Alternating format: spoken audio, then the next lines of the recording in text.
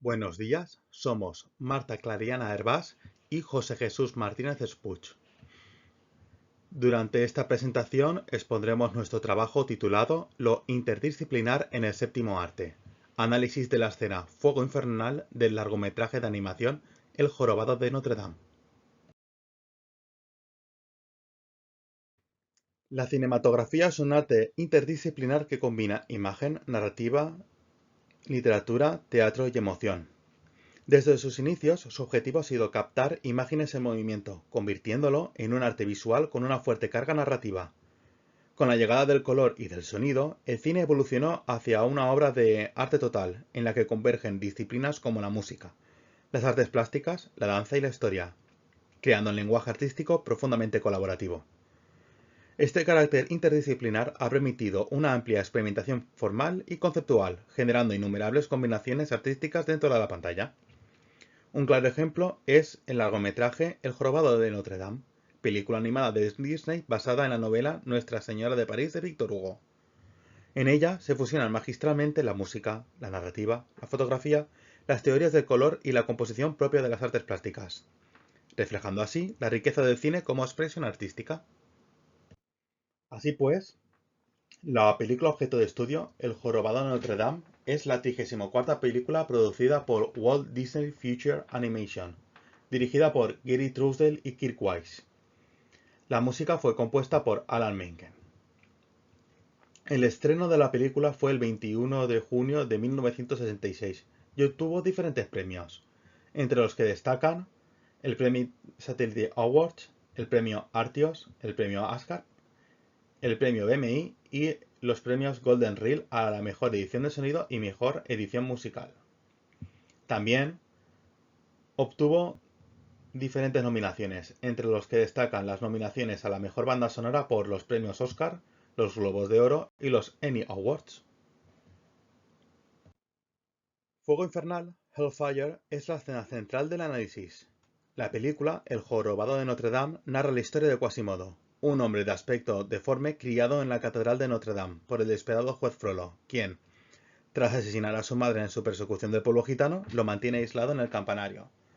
Durante la festividad del carnaval, Quasimodo se aventura a la ciudad, pero acaba siendo humillado por la multitud.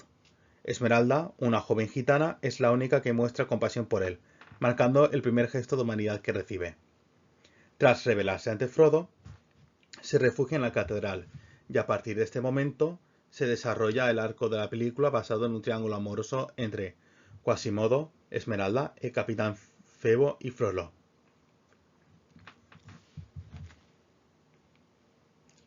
La escena del fuego infernal refleja el conflicto interno de Frollo, quien, a pesar de su odio hacia los gitanos, se siente atraído por Esmeralda. En su monólogo musical se debate entre aceptar que ella no le corresponde, forzarla a estar con él o acabar con su vida. Desde los inicios del arte, las diferentes disciplinas han interactuado para crear obras que trascienden sus propios límites, adoptando características de otras expresiones artísticas. Según el grado de relación e influencia entre ellas, se distinguen tres categorías: multidisciplinariedad, interdisciplinariedad y transdisciplinariedad. Las obras multidisciplinares combinan varias artes que, aunque coexisten en el producto final, han sido desarrolladas de forma independiente, con pocos puntos de conexión. En segundo lugar, tenemos las obras interdisciplinares. Estas presentan una mayor integración entre las disciplinas, logrando una obra en la que los distintos elementos artísticos interactúan activamente para formar un conjunto unificado. Finalmente, la transdisciplinariedad implica la fusión total de las disciplinas, donde sus límites se difuminan hasta generar una nueva forma de expresión, en la que los elementos individuales dejan de ser distinguibles dentro del producto final. Este enfoque da lugar a creaciones innovadoras y completamente integradas. Fuego infernal, escena, objeto de estudio, se puede clasificar como interdisciplinar. Aunque se podría considerar multidisciplinar por el trabajo independiente de música, diseño y guión, o incluso transdisciplinar por la integración total de sus elementos, su verdadera naturaleza radica en la interdependencia de sus disciplinas. La música y las imágenes pueden existir por separado, descartando la transdisciplinariedad, pero su significado y simbolismo se debilitan al separarlas, lo que también excluye la multidisciplinariedad. La estructura de la película, con su estilo cercano al musical y su vínculo con la ópera comique, refuerza su carácter interdisciplinar.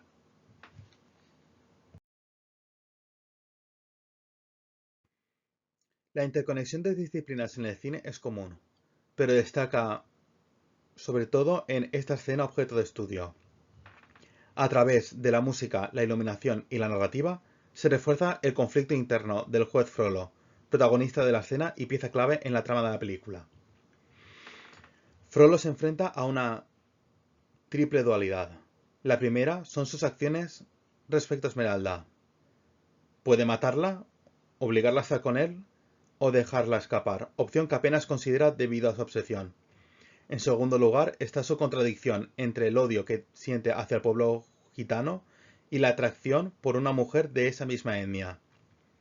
Y en tercer lugar, su conflicto entre sus aspiraciones religiosas y sus propios pecados, pues, a pesar de buscar la aprobación divina, ha cometido crímenes imperdonables, como el asesinato de la madre de Quasimodo y sus deseos de someter a Esmeralda.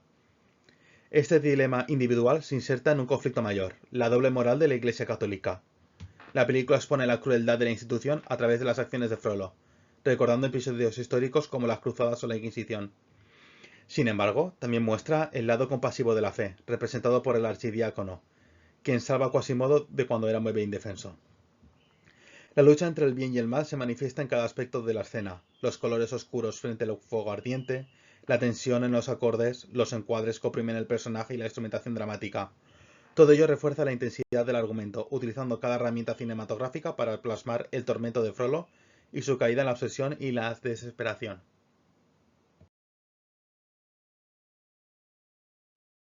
Una de las principales herramientas empleadas en la escena desde la perspectiva plástica es el color. A lo largo de toda la canción se puede observar la contraposición del bien y del mal mediante el uso de dos tonos diferentes, un azul grisáceo como representación del bien y de lo celestial y un rojo anaranjado como alusión al mal y lo infernal. La escena comienza con la oración entonada por el archidiácono y sus discípulos, en un plano de tonos azulados y grisáceos. Este primer escenario enlaza con el comienzo del Cántico de Frollo, situado en su balcón, donde también se puede observar la tonalidad azul del cielo en conjunción con los tonos grises y oscuros de la piedra que conforman la construcción arquitectónica de la catedral. No obstante, el protagonista comienza a caminar hacia la chimenea de la estancia, en la que las llamas del fuego generan unas primeras iluminaciones tintadas de naranja y rojizo, que en conjunción con el contenido textual de la canción aluden a la pasión, la violencia y el infierno.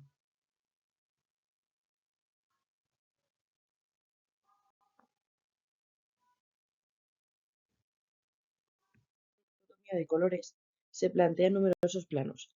Por ejemplo, el travelling sobre la cruz, que en lo alto posee colores azulados y a medida que la cámara desciende se adentra en tonalidades anaranjadas para desembocar en la chimenea carmesí. El sentimiento de la habitación tras los intentos de autodefensa y absolución del protagonista, e incluso de la grave acusación que exhorta hacia el mismísimo Dios, culpabilizando de su propia debilidad. El azul celestial del plano de la puerta de la sala que interrumpe las elucubraciones de Frollo para anunciar la desaparición de Esmeralda. El baile de la joven gitana en llamas con el rojo pasional y lujurioso frente al azul grisáceo del cariño sincero hacia Frollo en su intento por besarlo al ser convertida en humo.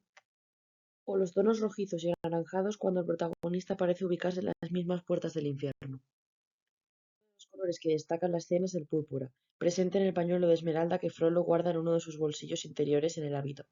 Se trata de un color cargado de profundo simbolismo y al cual se le han otorgado numerosos significados. Mientras que la Iglesia asocia los tonos morados a la penitencia y la preparación espiritual propia de la Cuaresma, las teorías del color de Goethe lo consideran desde lujurioso hasta místico, según la tonalidad escogida.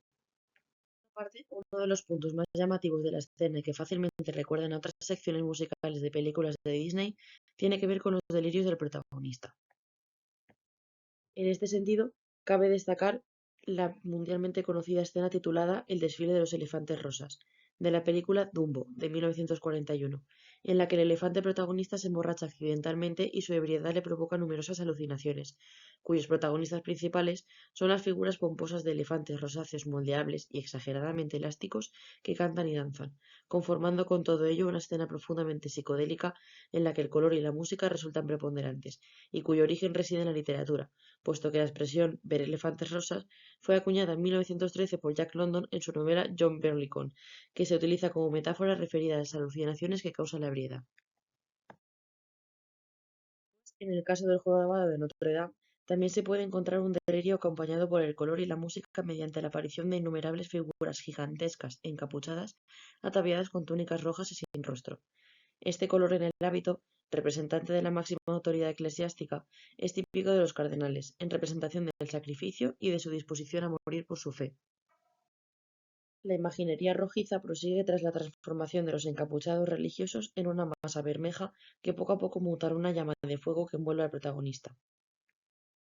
Al mismo tiempo, lo que comenzó como una llama se transforma en lo que parece ser la silueta de Esmeralda, la cual nace en la chimenea y, tras un cambio de plano, emerge de ella en forma de humo para aparentemente besar a Frollo.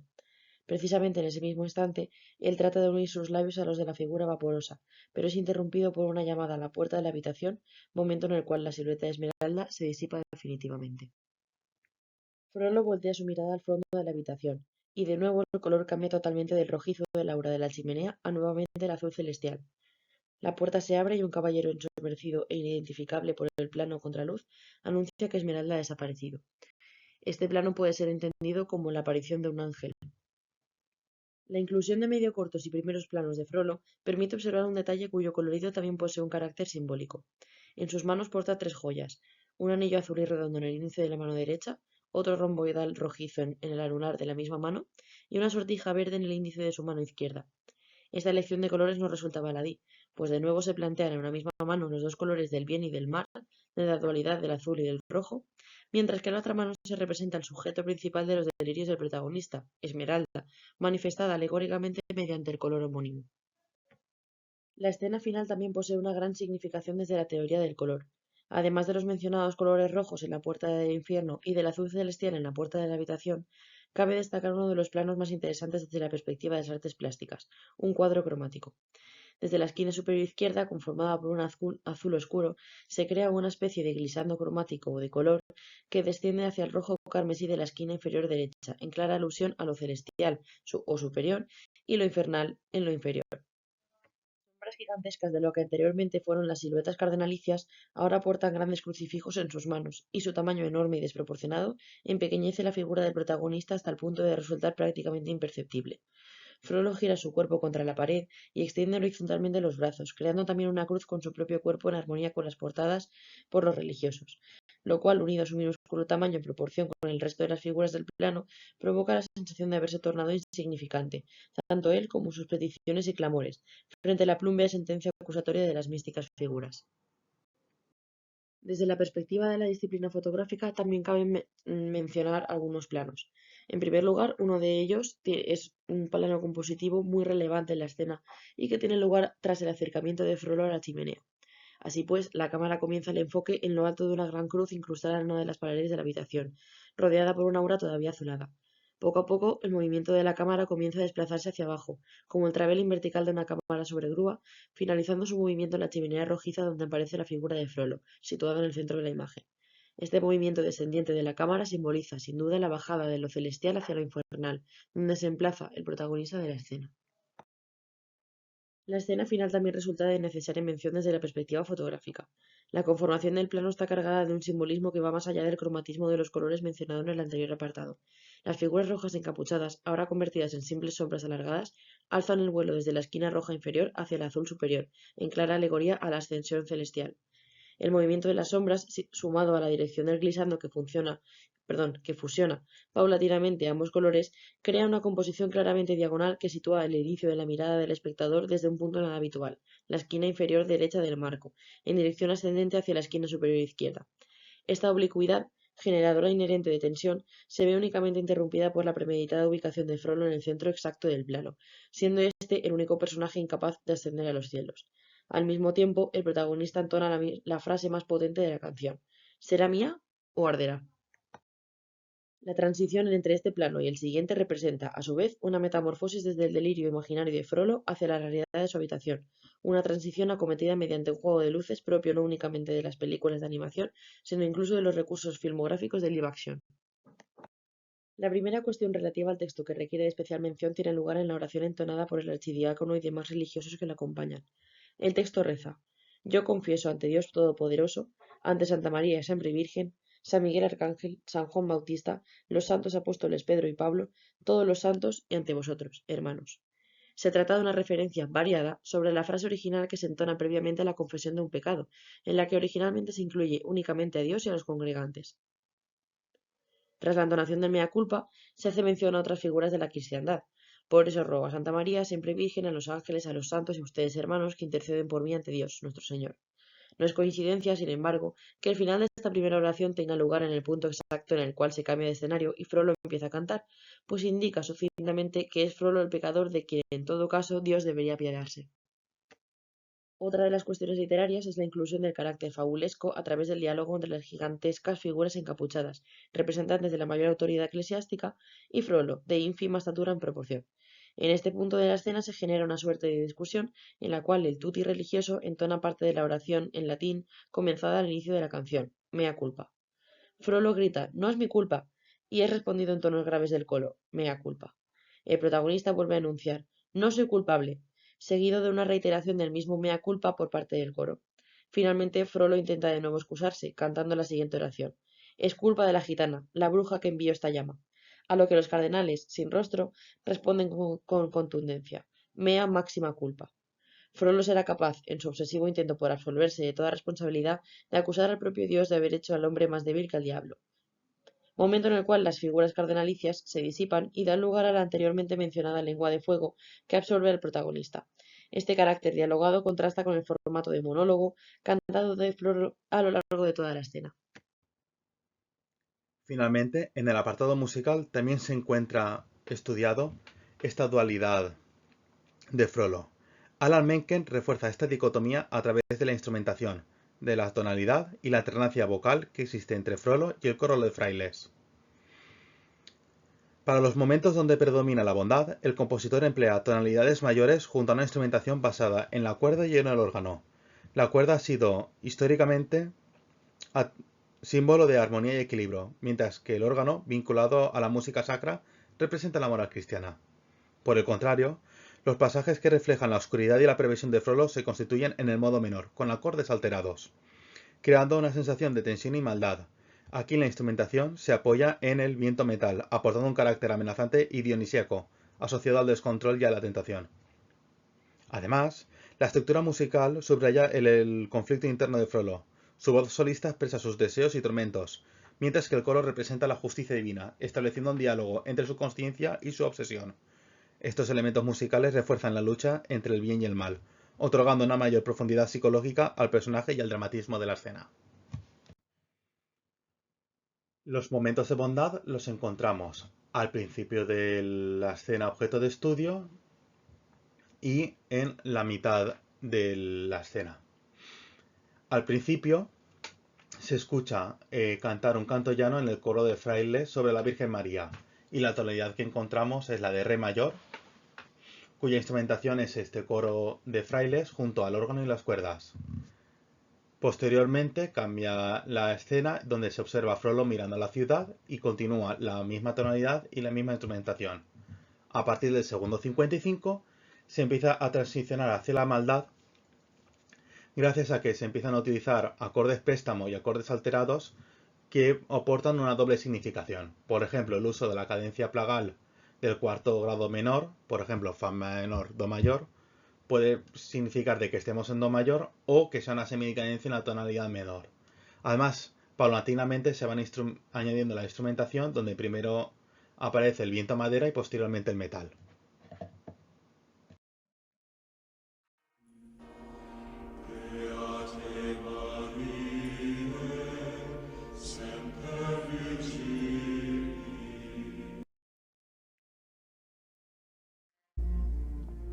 Beata María, yo siempre fui hombre de bien, de mi virtud puedo alardear.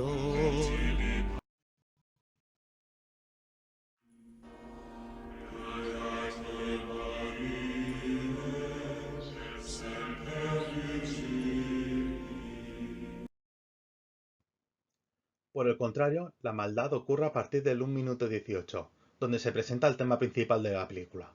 Este está compuesto en el tono menor y es cantado por Frollo. Destaca el uso del timbre del viento metal y el de los trinos de la madera. También, tras dos silencios dramáticos, el primero donde aparece el coro de frailes del delirio y la segunda cuando aparece el caballero que interrumpe a Frollo y lo regresa a la realidad. Las características de esta maldad son este tono menor junto a pedales sobre el grado de tónica, junto al viento metal y los trinos estridentes del viento madera.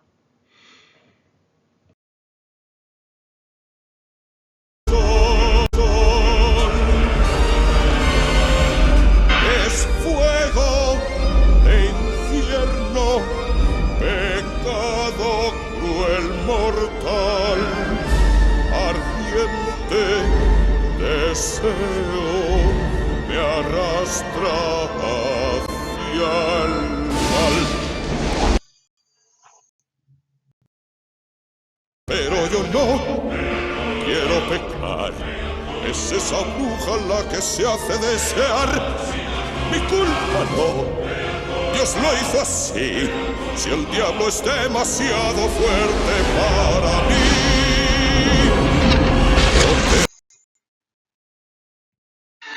Es fuego oscuro, gitana es tu elección, ser mía ahora o tu condenación.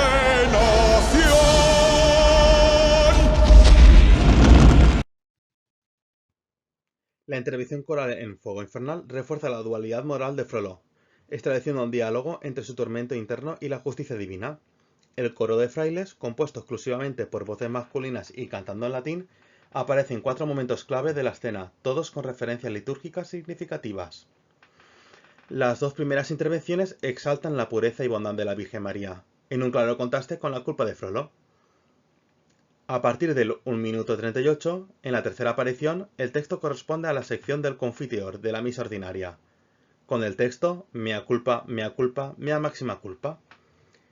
La utilización de este texto sirve para complementar el diálogo de su conciencia con el de su deseo, y así reiterar y enfatizar la lucha interna de Frollo, su deseo por Esmeralda y su convicción de que este sentimiento es un pecado mortal. La última intervención del coro entona el Kyrie eleison, Señor ten piedad, un ruego de perdón irónico debido a que se sitúa al final de la escena, mientras que este momento es un número cantado al principio de las misas. De esta forma se plasma la hipocresía de Frollo, ya que ha tomado la decisión de perseguir y asesinar a Esmeralda, mientras clama piedad. Musicalmente, Alan Menken construye el Kyrie eleison basado sobre un motivo melódico que recuerda al protus auténtico, que actualmente correspondería al re eólico. Este patrón melódico no es del canto gregoriano. Aparece significativamente a partir de las improvisaciones del jazz del siglo XX. El tema se denomina The Lick. Gracias al Concilio Vaticano II y a el nacimiento de películas de temáticas religiosas, ese tema se empieza a asociar con la índole cristiana. Ejemplos de ellos son las películas de Éxodo con el tema This Land Is Mine o la incorporación ya de este motivo en obras del uso común litúrgico como O Lumen Ecclesiae del fraile dominico Thomas McCarthy. A continuación observaremos diferentes imágenes donde nos permite comprobar musicalmente la evolución de este Kyrie eleison. donde aparece el ejemplo del Liber Usualis sobre un Kyrie eleison, su utilización en la película Éxodo, en el verso Rosa Patentie del O Lumen Ecclesiae y dos intervenciones de la banda sonora de la película El Jorobado de Notre Dame.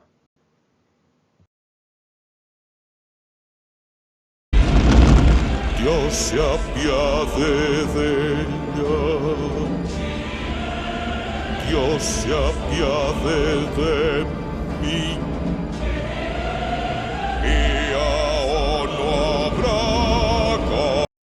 Como conclusión, cabe destacar que a lo largo del trabajo se ha podido abordar el objetivo principal del estudio, consistente en el análisis interdisciplinar de la escena cinematográfica escogida. A través de la presente investigación, se ha podido justificar la categorización de la pieza como interdisciplinar, descartando para esta ocasión la multidisciplinariedad y la transdisciplinariedad, y se ha logrado dilucidar la idea o motor generador que ha llevado a los autores de la escena a conformarla mediante esta colaboración entre las distintas artes. Así pues, se ha constatado el frecuente uso de la teoría del color, a través de la cual se induce al espectador a asumir el bien y el mal en la película de forma inherente tan solo observando las tonalidades que en cada ocasión adoptaba la habitación escenario de la canción.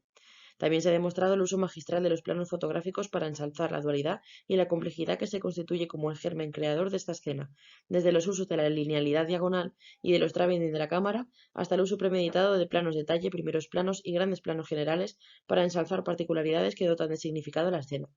El análisis literario ha constatado el origen de algunos de los versos recitados, así como el uso de fórmulas populares de la literatura fabulesca y métodos comunicativos como el monólogo y el diálogo. Finalmente, la música se ha conformado como el hilo conductor de la escena, prácticamente cantada en su totalidad, y en su composición se ha podido observar el uso de recursos exclusivos de la disciplina musical, como lo son el uso premeditado de tonalidades mayores y menores, de acordes disminuidos y alterados, la selección de tímbricas concretas en función de los valores destacados en cada momento a través de instrumentos y voces colares, o incluso el uso dramático de los silencios. En suma, se trata de una escena repleta de convergencias entre las artes distintas que la conforman, que han colaborado muy estrechamente en su creación y que sin duda es merecedora de los mayores halagos desde la perspectiva artística y no únicamente cinematográfica. No obstante, el uso de la animación en ocasiones todavía se asocia a lo infantil, motivo por el cual largometrajes de gran calidad, como es este caso, El Jorobado de Notre Dame, no son percibidos con la seriedad y el rigor que su demostrada calidad artística exige para su puesta en valor. Muchísimas gracias por su atención.